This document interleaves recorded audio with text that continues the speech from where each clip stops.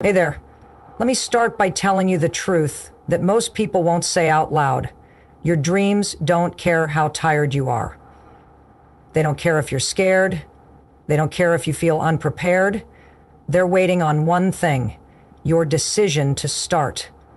You see, we've been fed this lie that we need to feel motivated in order to act. Wrong. Motivation is garbage. What you need is clarity. Clarity about what you want and why it matters. That's where focus begins. Let's get something straight. If you're waiting for motivation to show up and push you into chasing your dreams, you're going to be waiting forever. That's not how change happens. That's not how goals are reached or lives are transformed. Motivation is fleeting, it's emotional, it depends on your mood, your circumstances, your sleep schedule, your caffeine intake, and about 10 other things you can't always control. So if you're building your future on motivation, you're building it on sand. What actually works, what successful people understand and use, is clarity. Clarity is stronger than motivation because it doesn't rely on how you feel, it relies on what you know. It's not about getting fired up for a moment, it's about getting focused for the long haul. Let me ask you a simple question. What do you want? Now, don't give me some vague answer like, I want to be happy or I want to be successful. That's not clarity. That's noise. Everybody wants to be successful. Everybody wants to be happy. But very few people take the time to define what that looks like specifically for them. And that's why most people stay stuck, because your brain can't pursue a target it can't see. This is the part where neuroscience comes in. Your brain has a built-in filtering system called the reticular activating system, RAS. It's like a bouncer at the door of your mind. It decides what information gets through and what doesn't. And guess what? It lets in what you tell it is important. So if you're clear, crystal clear on your goal, your brain starts noticing things that help you get there. And you're beginning to filter your environment for people, opportunities, resources, even ideas that align with that goal. That's not magic, that's biology. But if your dream is fuzzy, your brain will ignore it like background noise. That's why clarity matters. When you decide exactly what you want, down to the details, your whole system, your thoughts, your emotions, your habits can start working in sync.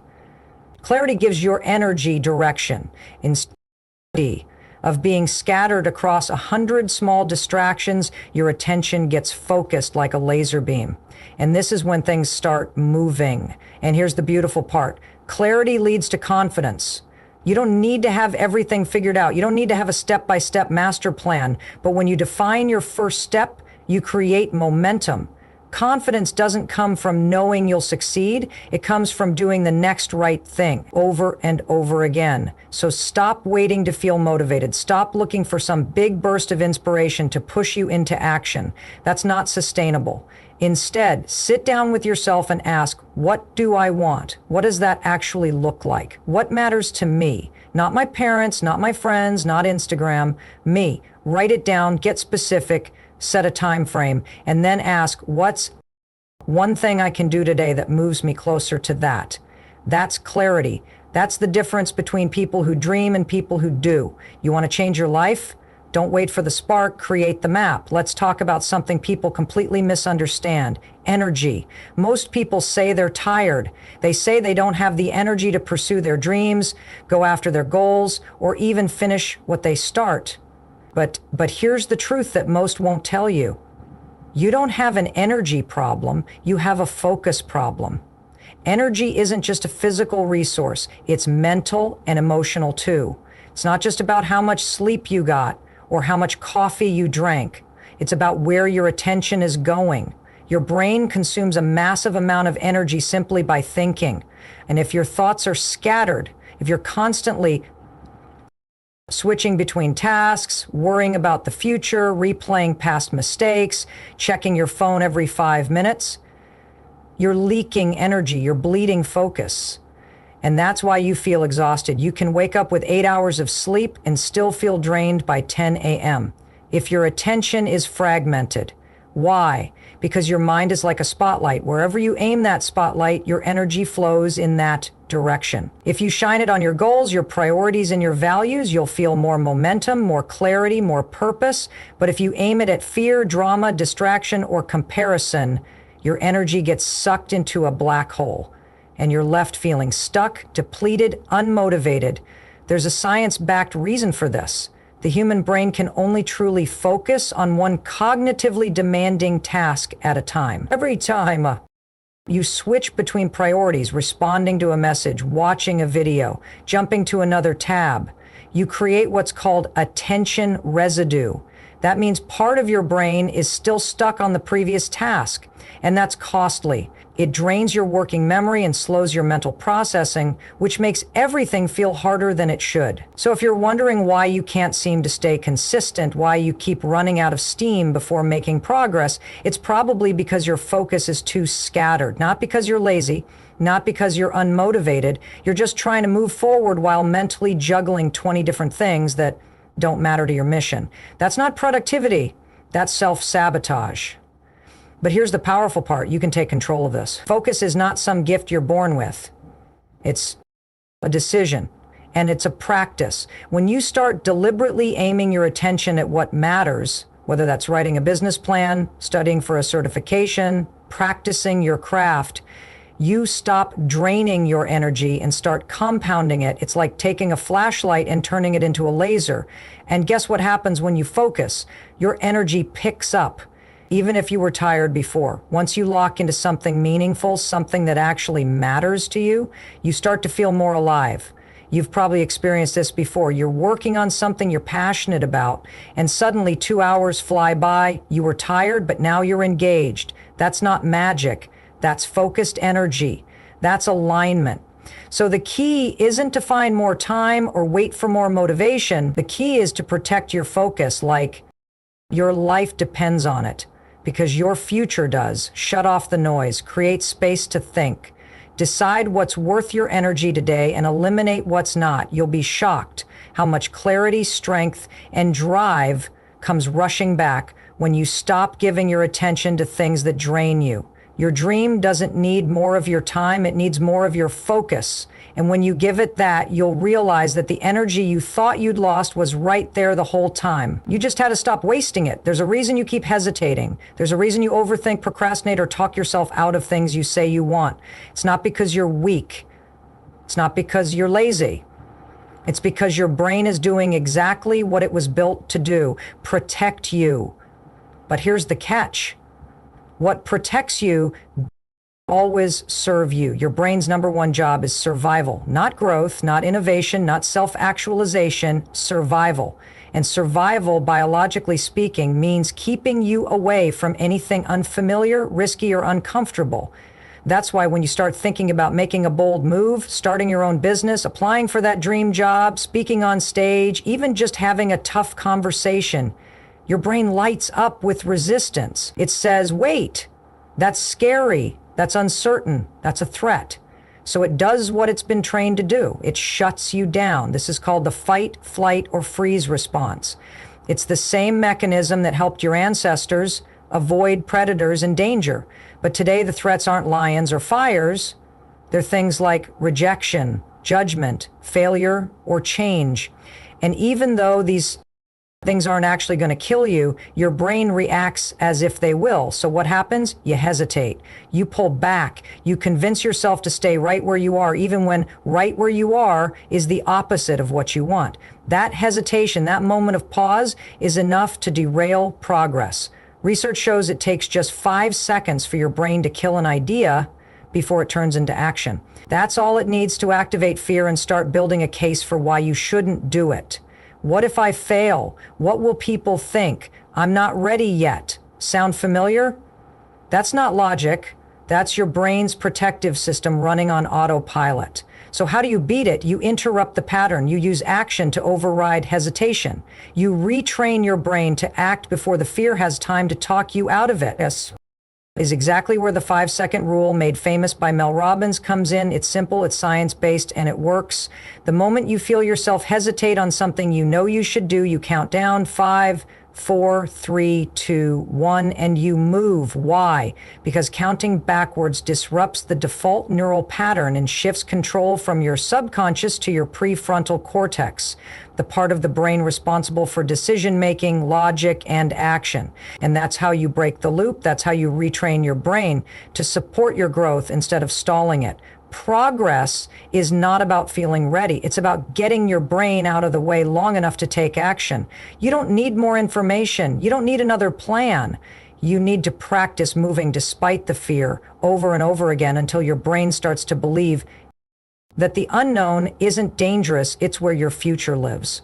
And don't forget, your fear is proof that you care, that it matters. So instead of letting it stop you, use it as a signal, recognize it, count it down, take the step. You're not supposed to feel confident before you begin. That confidence comes after you push through, after you take action. So the next time you feel fear rise up when you think about your dream, remember, your brain is just doing its job. Now it's time for you to do yours. Everyone loves to dream. Everyone loves to talk about big goals, exciting plans, and the life they want to live someday. And when people feel fired up, when they're fresh off a motivational video or a great conversation, they say things like, "I'm ready now," or "This time I'm serious." But then Monday rolls around. The alarm goes off at 6 a.m., the workout gets skipped, the project gets postponed, the dream gets delayed again. Why? Because passion isn't enough. Excitement isn't enough. Dreams don't come true because you want them. They come true because you work for them. Not once, not occasionally, consistently. And that takes discipline. Discipline is doing what needs to be done even when you don't feel like it. It's showing up when the mood is gone. It's making the hard choice now to serve the future you. Most people wait to feel like it. They wait to feel motivated, inspired, energized. That's the biggest mistake. Discipline doesn't rely on how you feel. It relies on a decision to follow through with the commitment you made to yourself, regardless of your mood. Let's get real. Your dreams are going to test you. Well, be early mornings, late nights, boring tasks, setbacks, and moments where no one's cheering for you. There will be days when the results don't show up, even though you did. And in those moments, discipline is the only thing that keeps you going. We live in a world that sells quick results. Get rich fast, 6-pack in 6 weeks. Manifest your dreams by thinking positive. But the truth is, long-term success is not sexy. It's repetition. It's routine. It's doing the boring, unglamorous stuff when no one's watching. That's where transformation happens. Not on the stage, not in the big wins, but in the small, consistent choices that no one ever sees. Discipline is also what builds confidence. A lot of people think confidence comes from results, achieving goals, getting validation, seeing progress.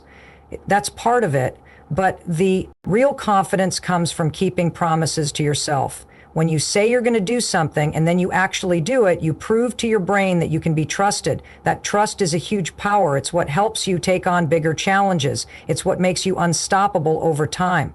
Now, here's the good news.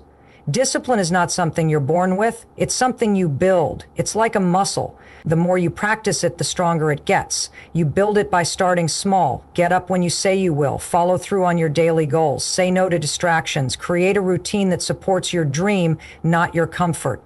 It doesn't have to be perfect. It just has to be repeated. And yes, it's hard. It's supposed to be. But the discomfort of discipline is temporary. The pain of regret lasts a lifetime. So ask yourself, which one are you willing to feel? Here's the bottom line. If your dream matters to you, you will make space for discipline. Not because it's easy, not because you always feel like it, but because the dream is worth it. Your future self is counting on you to do what's necessary now, not someday. Now. Stop waiting for the perfect mood, the perfect plan, or the perfect timing. Get consistent. Get focused. Get disciplined, because that's what it really takes to build the life you keep saying you want. Fear is not the enemy. That might surprise you, but it's the truth. Fear gets a bad reputation. People talk about it like it's some kind of toxic emotion to eliminate. But fear is not the problem. It's your reaction to fear that holds you back.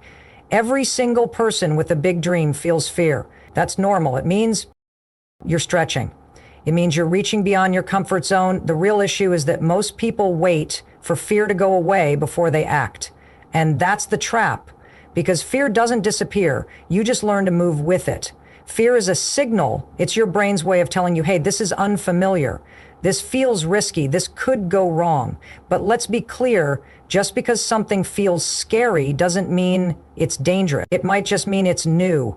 And new is where growth happens. Your brain, remember, is hardwired to keep you safe. It's not trying to help you grow. It's trying to keep you in the known, the familiar, the predictable, even if the familiar is unfulfilling. So the moment you start thinking about doing something bold, applying for that job, posting your work, saying yes to that opportunity, your brain hits the brakes. You start thinking of all the things that could go wrong, the judgment, the failure, the embarrassment.